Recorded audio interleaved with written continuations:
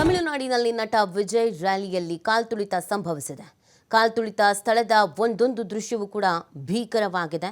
ಘೋರ ನಡೆದಂಥ ಸ್ಥಳದಲ್ಲಿ ರಾಶಿ ರಾಶಿ ಚಪ್ಪಲಿಗಳು ಬಿದ್ದಿರೋದು, ಚೆಲ್ಲಾಪಿಲ್ಲಿಯಾಗಿ ಬಿದ್ದಿರುವಂಥ ರಾಶಿ ರಾಶಿ ಚಪ್ಪಲಿಗಳು ಎಲ್ಲ ಓಡೋದಕ್ಕೆ ಶುರು ಮಾಡಿದ್ರಲ್ಲ, ಜೀವನೇ ಹೋಗ್ತಾ ಇದೆ. ಇನ್ನು ಚಪ್ಪಲಿಯಲ್ಲಿ ಎಲ್ಲ ಒಬ್ಬರ ಮೇಲೆ ಹತ್ತಿ ಹಾರೋದಕ್ಕೆ ಓಡೋದಕ್ಕೆ ಶುರು ಮಾಡಿದ್ರು. ನೀರು ಬೇಕು, ಉಸಿರಾಡೋಕ್ಕಾಗ್ತಾ ಇಲ್ಲ, ಮಗು ಕಳೆದೋಗಿದೆ, ಇನ್ನೊಂದು ಮತ್ತೊಂದು ಅಂತ ಒಮ್ಮೆಲೆ ಎದ್ದು ಓಡೋದಕ್ಕೆ ಶುರು ಮಾಡಿದ್ರು. ಆದರೆ 10,000 ಸೇರಬೇಕಾದಲ್ಲಿ 50-60 ಸಾವಿರ ಜನ ಸೇರಿದರೆ ಓಡೋದಾದ್ರೂ ಎಲ್ಲಿ? ಬಹಳ ಕಿರಿದಾದಂಥ ಜಾಗ. ಅಲ್ಲಿ ಓಡಿದಷ್ಟು ಮತ್ತಷ್ಟು ಸಮಸ್ಯೆ ಆಗಿದೆ. ರಸ್ತೆಯಲ್ಲಿ TVK ಪಕ್ಷದ ಫ್ಲ್ಯಾಗು, ಬ್ಯಾನರು ಎಲ್ಲ ಬಿದ್ದಿದೆ. ಈ ಪಕ್ಷಕ್ಕಾಗಿಯೇ, ಜೊತೆಗೆ ಈ ಪಕ್ಷದ ನಾಯಕನನ್ನು ನೋಡಬೇಕು ಅಂತಲೇ ಬಂದಿದ್ದಿದ್ದು. ಅದೇ 39 ಜನ ಪ್ರಾಣ ಕಳ್ಕೊಂಡ್ರು.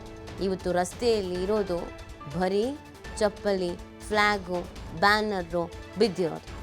ನಿನ್ನೆ ಪ್ಲ್ಯಾನ್ ಮಾಡ್ಕೊಳ್ತಾ ಇದ್ರು ಇಷ್ಟೊತ್ತಿಗೆ, ಈ ರೀತಿಯಾಗಿ ರ್ಯಾಲಿ ಮಾಡಬೇಕು, ನಾವಿವತ್ತು ನೋಡೋದಕ್ಕೆ ಹೋಗಬೇಕು ನಮ್ಮ ನೆಚ್ಚಿನ ನಾಯಕನನ್ನು, ನೆಚ್ಚಿನ ನಟನನ್ನು ಅಂತ ಪ್ಲ್ಯಾನ್ ಮಾಡ್ಕೊಳ್ತಾ ಇದ್ರು.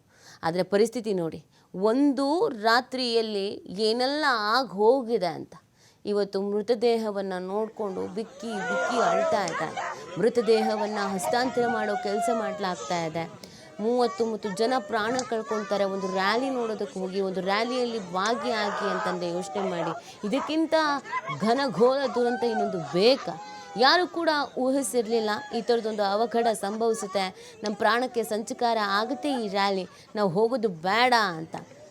ನಿನ್ನೆ ಎಲ್ಲ ಜೋಶ್ನಲ್ಲಿದ್ದರು. ವಿಜಯರನ್ನು ನೋಡಿಯೇ ತೀರ್ತೀವಿ ಅನ್ನುವಂಥ ಜೋಶ್ನಲ್ಲಿದ್ದರು. ಬಟ್ ಆ ಮನುಷ್ಯ ಬಂದಿದ್ದು 6 ಗಂಟೆ ತಡವಾಗಿ. ಬೆಳಗ್ಗೆಯಿಂದ ಉತ್ಸುಕರಾಗಿ ಕಾಯ್ತಾ ಇದ್ರಲ್ಲ, ಒಮ್ಮೆಲೆ ಕಾರ್ಯಕ್ರಮ ಪ್ರಾರಂಭ ಆಗ್ತಾ ಇದ್ದ ಹಾಗೆ ರೊಚ್ಚಿಗೆದ್ದಿದ್ದಾರೆ.